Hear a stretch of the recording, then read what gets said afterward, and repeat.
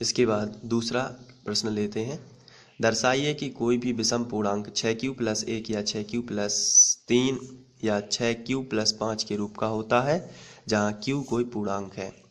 तो हमें विषम पूर्णांक को दर्शाना है। तो सबसे पहले तो जो भी दर्शाना है उसी को हम a मान लेते हैं। माना विषम पूर्णांक a है। हल माना विषम पूर्णांक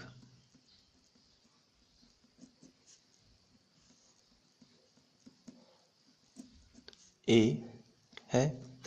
जब विषम पूर्णांक a है तथा इसमें 6 लिखा है। अभी हम लोगों ने एग्जाम्पल किया था, उसमें 2 लिखा था तो हम लोगों ने भाजक 2 माना था। उसमें 2 क्यों लिखा था तो हम लोगों ने भाजक 2 माना था। कहीं 3 क्यों लिखा है तो भाजक 3 मानते हैं। कहीं 6 क्यों लिखा है तो भाजक क्या मानेंगे 6। तो भाजक क्या हो जाएगा, भाजक आपका हो जाएगा 6। तो ऐसी स्थिति में थोड़ा रफ में समझ लेते हैं। जब किसी संख्या में, वो भी a है, हमने विषम पूर्णांक a माना हुआ है, जब 6 से भाग दोगे तो कोई शेषफल क्या आएगा q, कोई भागफल क्या आएगा q और कोई शेषफल क्या आ जाएगा r। तो ऐसी स्थिति में हम यदि यूक्लिड विभाजन प्रमेय का लगाएं तो a का मान क्या होगा, a का मान होगा 6 पहली वाली संख्या का गुणा आखिरी वाली संख्या में, तो 6q और प्लस शेषफल कितना है r। यह यूक्लिड विभाजन प्रमेय का लग जाएगी यहाँ पर। लेकिन r के मान क्या क्या हो सकते हैं, तो आपका उत्तर होगा कि जो r का मान है ये हमेशा भाजक से कैसा होता है, छोटा होता है। तो r का मान या तो 0 हो सकता है, या तो 1 हो सकता है, 2 हो सकता है, 3, 4 और 5। ये 6 से छोटे मान है सब। तो r के ये मान हो सकते हैं। हमेशा r का मान आपको याद रखना है भाजक से छोटा होता है। तो r के मान 0, 1, 2, 3, 4, 5 ये इनमें से हो सकते हैं। तो अब जब r के मान इतने सारे हो सकते हैं तो a के मान बहुत सारे होंगे। r के संभव r की जगह पर यदि हम मान रखेंगे तो a का मान भी तो बदलता जाएगा। इसलिए हम a बराबर यदि r की जगह पर 0 रख दें तो a का मान कितना आ जाएगा 6q। अगर r की जगह पर 1 रख दें तो a का मान कितना आ जाएगा 6q + 1, 6q + 1। और अगर हम r की जगह पर 2 रख दें तो a का मान कितना आएगा 6q + 2। और अगर r की जगह पर 3 रख दें तो a का मान आएगा 6q + 3। r की जगह पर अगर 4 रख दें तो आ जाएगा a बराबर 6q + 4। और r की जगह पर 5 रख दें तो a का मान आ जाएगा 6q + 5। अब इनमें से ऐसी कौन कौन से a के मान हैं जिनमें 2 का पूरी बार भाग चला जाता है। तो इसका आंसर है 6q ऐसा मान है, 2 3 6, यहाँ 3q आ जाएगा। अगर हम इसको करेंगे 3q कैसे आएगा देख लेते हैं। अगर 6q के बटे में 2 करेंगे तो ये पूरी बार कैंसिल हो जाता है, 2 तिया 6 और q ज्यों का त्यों। वैसे ही अगर हम इसमें भाग दें तो ये 6q + 2 है, इसमें हम 2 का भाग देंगे तो ये पूरी बार अलग अलग बटे में कर देते हैं। तो 6q बटे 2 + 2 बटे 2, तो ये कैंसिल हो रहा, 2 3 6, 2 एकम 2, तो ये 3q + 1 ही आएगा। और ये भी पूरी बार 2 से डिवाइड होगा क्योंकि इसमें से 2 कॉमन लिया जा सकता है, इसमें से भी 2 कॉमन और इसमें से भी 2 कॉमन लिया जा सकता है। लेकिन 6q + 1 एक ऐसी संख्या है जिसमें 2 का पूरी बार भाग नहीं जाता है, बटे में संख्या आ जाती है। और 6q + 3 है, इसमें भी 2 का भाग नहीं जाता है। और 6q + 5 है, इसमें भी 2 का भाग नहीं जा सकता है। इसलिए 6q + 1, 6q + 3 और 6q + 5 जो हैं वो विषम पूर्णांक हैं। आइए इसको डिटेल में समझते हैं।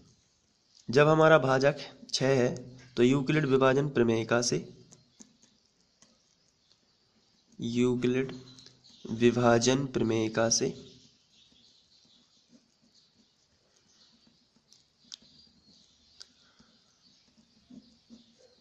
यूक्लिड विभाजन प्रमेय में हम लोग a का मान होगा वो कितना होगा, अभी हम लोगों ने समझा है 6q + r, ठीक है। लेकिन r के जो मान होंगे वो कितने होंगे, r के संभव मान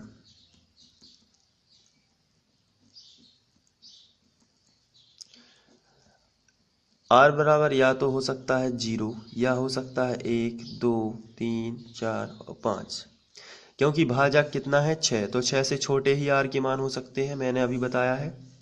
तो इस हिसाब से ए का मान कितना होगा, यदि हम r बराबर 0 रख दें तो ए बराबर हो जाएगा 6q प्लस 0, इसका मतलब 6q ही होगा। दूसरे नंबर पर यदि 1 रख दें तो हो जाएगा 6q प्लस 1। तीसरे नंबर पर यदि हम 2 रख दें तो 6q प्लस 2। इसी तरीके से ए का मान और भी हो जाएगा 6q प्लस 3, फिर ए का मान हो जाएगा 6q प्लस 4 और ए का मान हो जाएगा 6q प्लस 5। अब आपको लिखना है यहाँ ए के मान 6q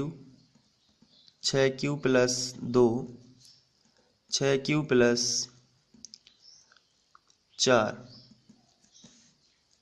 में 2 एक गुणनखंड है या 2 से पूर्णतः विभाजित है, 2 एक गुणनखंड है